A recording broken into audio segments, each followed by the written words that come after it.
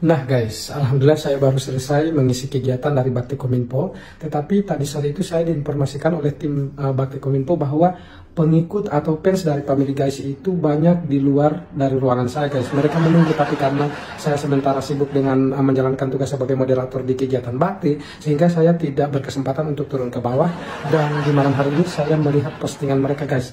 Seperti apa keseruan fans Family Guys menunggu saya, yang pada akhirnya mereka tidak bisa foto bersama saya karena mungkin mereka sudah balik ke rumah guys. Seperti itu videonya.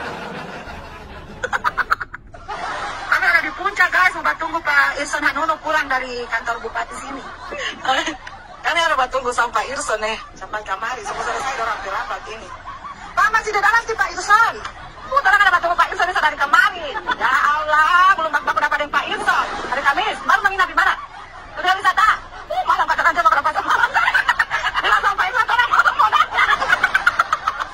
Allah, tenang ada tunggu sama Pak Irson guys di kantor bupati Buol.